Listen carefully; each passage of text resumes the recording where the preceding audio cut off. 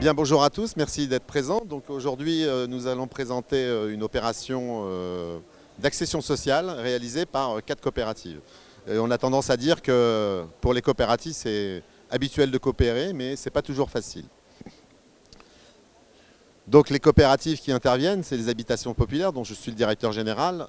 La coopérative Boucle de Seine, qui est une coopérative francilienne, et Logipostal, qui est aussi une coopérative francilienne, accompagnée par la coopérative foncière francilienne, qui est un OFS, un organisme de foncier solidaire, car l'opération va être réalisée en bail réel solidaire. Coopérative foncière francilienne, qui n'est pas une coopérative HLM, mais qui est une coopérative constituée, créée par des coopératives HLM. Voilà.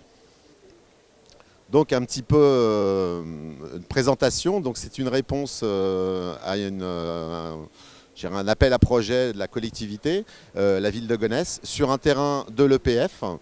C'est un délaissé en entrée de ville qui faisait à peu près 12 000 m². Donc le projet de la ville était des réalisations d'un petit collectif et d'une trentaine de maisons.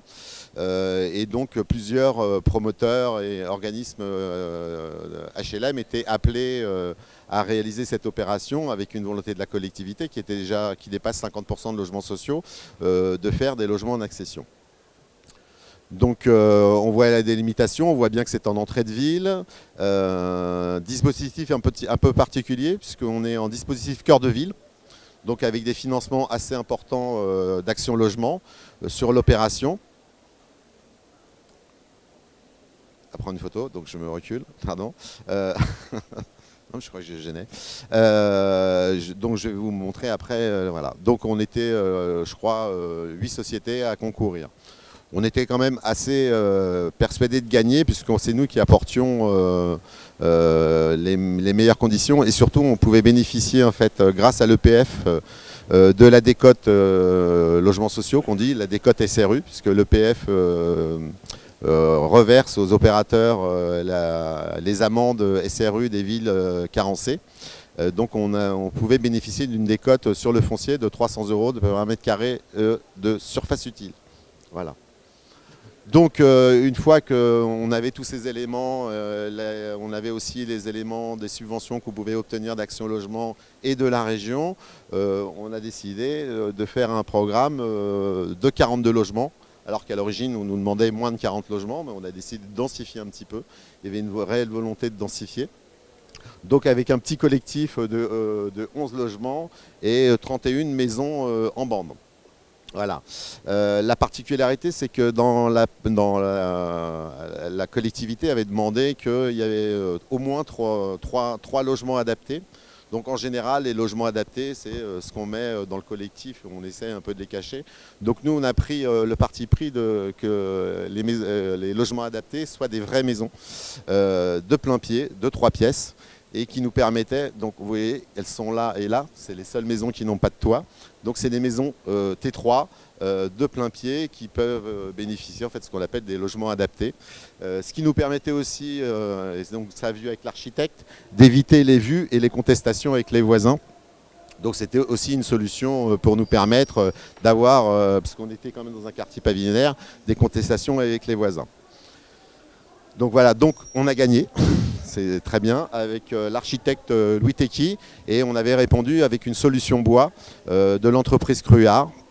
Donc la conception des maisons, c'est structure bois, mur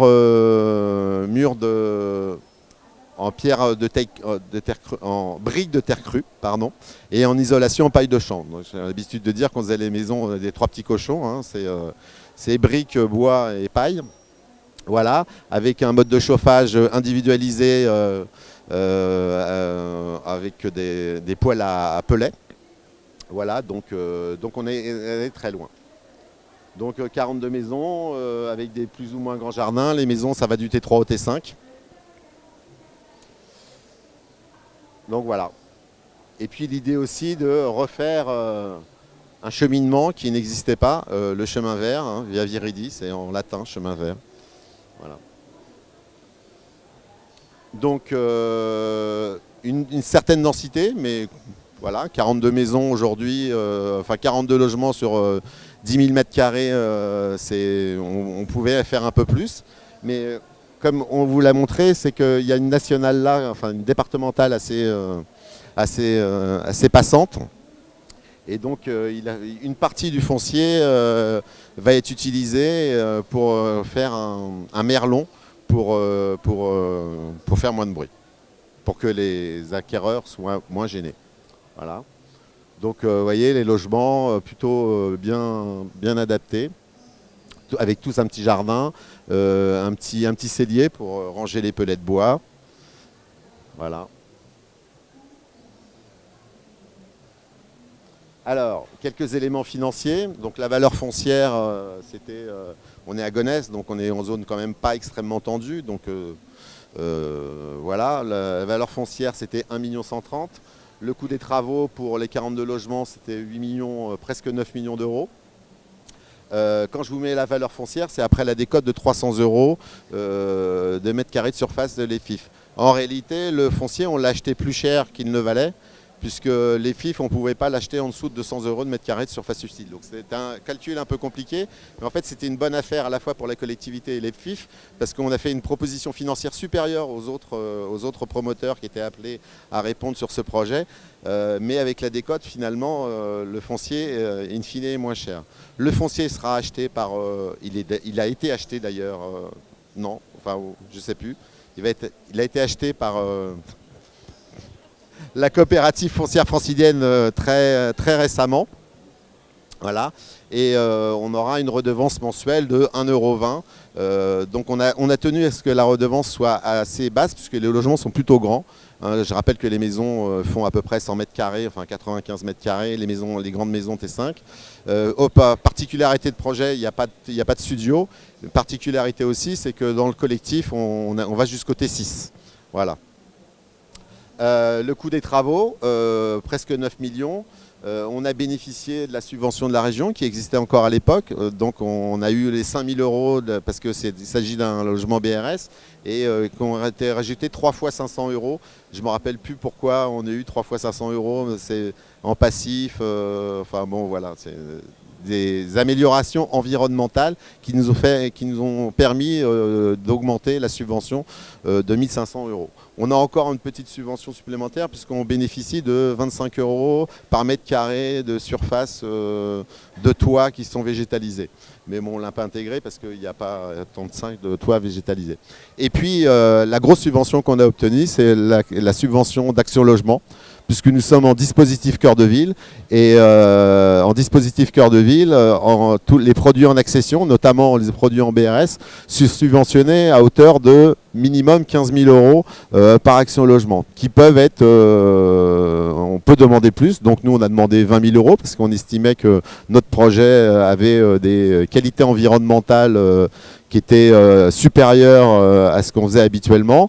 Et puis aussi on était en zone tendue parce que le dispositif Action Cœur de Ville est plutôt destiné aux petites villes de province, et donc là on était en région parisienne et voilà, les coûts de construction sont un peu plus élevés, donc on a bénéficié d'une subvention de 20 000 € plus un prêt.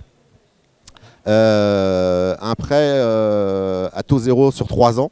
Donc on va dire merci à Action Logement, hein, très bon prêt, de 1 000 € par mètre carré de surface utile développée. Donc on développe 3 700 mètres carrés de surface utile. Donc on va avoir un prêt à 0% pendant 3 ans de 3,7 millions.